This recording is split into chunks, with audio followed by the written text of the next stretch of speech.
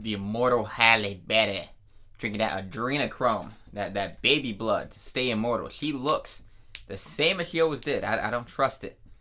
50s. She's in her 50s. She still looks that hot. I don't know about it. What is she doing? Anyways, I saw Bruised, the UFC movie, and I'm going to talk about it. First, like, subscribe, watch more of our goddamn videos. Repost one. Thank you.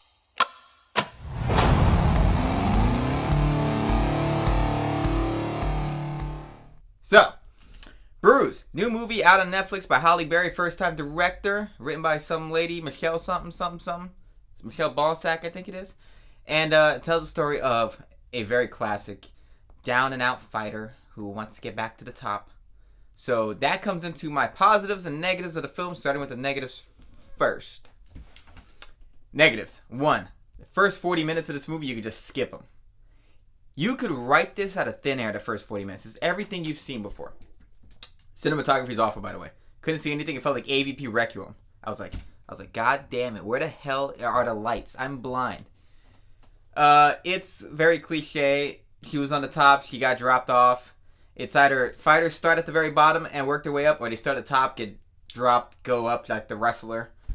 And I want someone to come at it from a different angle. Make some story about some rich guy who's not down in their luck, gets in the fight and gets his ass kicked and works his way to get that way. It makes something different. Because Rocky did it, and then everybody's like, alright, this is the only fighter story we could tell.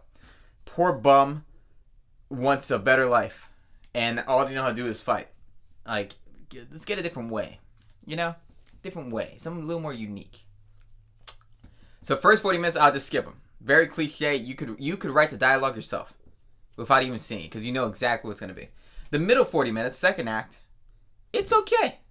She has this kid story that is working for me a little bit. I was like, I kind of like it.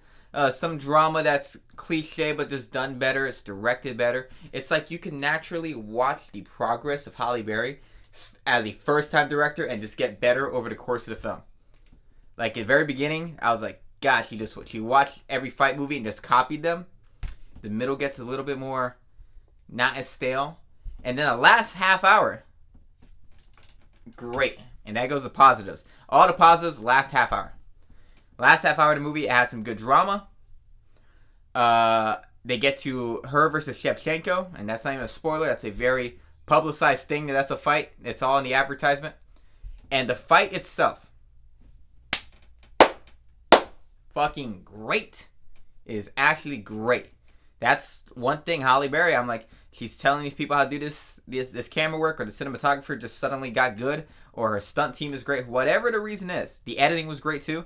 In the last half hour, the last act of the movie, whatever the reason is, the fight scene was so good. And I look at Warrior. Warrior is a really good fight movie.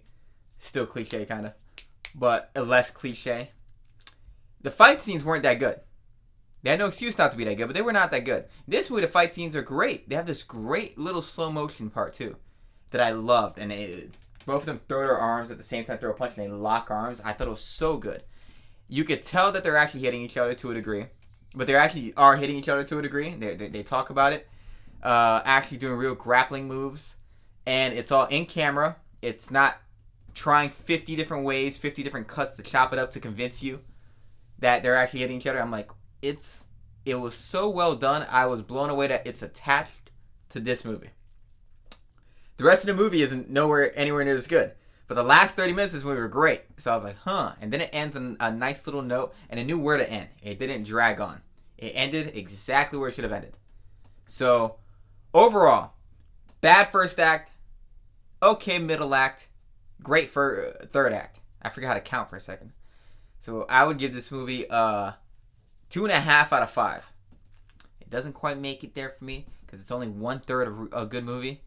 But if I were you, I would watch it from the 45-minute mark up. The first 45 minutes, just assume you know what happened because you probably do. And yeah, so that's Bruised. Halle Berry, I'm intrigued based off the last half an hour to see her make another movie. I don't want it to be Catwoman. I was like, oh, my idea for Catwoman is this Catwoman, but woke. I'm like, okay, you kind of already did that. I mean, is the 2000 whatever one not? You're a black woman fighting another woman with like a Hispanic boyfriend or Chinese boyfriend. I can't remember what he was. I completely forgot who he is. But I know he's not white. So wasn't that not diverse enough? Because he's like, oh my, idea is diversity for Catwoman. I'm like, you did that. It already happened. Your mentor in the movie's a woman. Your friend's a woman. It's not all white guys. So you already did that. But yeah, tell me what you think. Comment section down below, mother.